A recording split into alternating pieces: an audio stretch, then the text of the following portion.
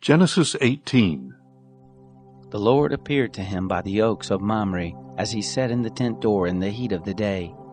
He lifted up his eyes and looked, and saw that 3 men stood opposite him. When he saw them, he ran to meet them from the tent door, and bowed himself to the earth, and said, "My Lord, if now I have found favor in your sight, please don't go away from your servant. Now let a little water be fetched. Wash your feet and rest yourselves under the tree. I will get a morsel of bread, so you can refresh your heart. After that you may go your way, now that you have come to your servant." They said, "Very well, do as you have said." Abraham hurried into the tent to Sarah and said, "Quickly make ready 3 measures of fine meal. Mix it and make cakes."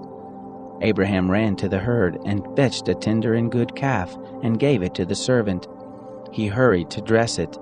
He took butter, milk, and the calf which he had dressed, and set it before them. He stood by them under the tree, and they ate. They said to him, "Where is Sarah, your wife?" He said, "See, in the tent." He said, "I will certainly return to you when the season comes round. Behold, Sarah your wife will have a son." Sarah heard in the tent door which was behind him. Now Abraham and Sarah were old, well advanced in age. It had ceased to be with Sarah after the manner of women. Sarah laughed within herself, saying, "After I have grown old, will I have pleasure, my Lord being old also?" The Lord said to Abraham, "Why did Sarah laugh, saying, 'Will I really bear a child, yet I am old?' Is anything too hard for the Lord? At the set time I will return to you, when the season comes round, and Sarah will have a son." Then Sarah denied, saying, "I didn't laugh," for she was afraid. He said, "No, but you did laugh." The men rose up from there and looked toward Sodom. Abraham went with them to see them on their way. The Lord said, "Will I hide from Abraham that which I do? Seeing that Abraham has surely become a great and mighty nation, and all the nations of the earth will be blessed in him.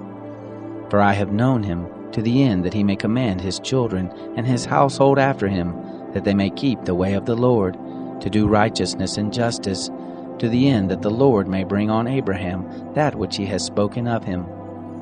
The Lord said, "Because the cry of Sodom and Gomorrah is great, and because their sin is very grievous, I will go down now and see whether they have done altogether according to the cry of it, which has come to me. If not, I will know." The men turned from there and went toward Sodom, but Abraham stood yet before the Lord. Abraham drew near and said, "Will you consume the righteous with the wicked? What if there are 50 righteous within the city? Will you consume and not spare the place for the 50 righteous who are therein? Be it far from you to do things like that, to kill the righteous with the wicked, that so the righteous should be as the wicked. May that be far from you. Shouldn't the judge of all the earth do right?" The Lord said, "If I find in Sodom 50 righteous within the city, then I will spare all the place for their sake." Abraham answered, "See now, I have taken it on myself to speak to the Lord, who am but dust and ashes. What if there lack 5 of the 50 righteous? Will you destroy all the city for lack of 5? He said, "I will not destroy it if I find 45 there." He spoke to him yet again and said, "What if there are 40 found there?" He said, "I will not do it for the 40's sake." He said, "Oh, don't let the Lord be angry, and I will speak. What if there are found 30 there?" He said, "I will not do it if I find 30 there."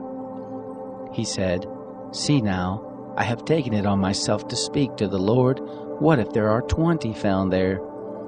He said, "I will not destroy it for the 20's sake." He said, "Oh, don't let the Lord be angry, and I will speak yet but this once. What if 10 are found there?" He said, "I will not destroy it for the 10's sake."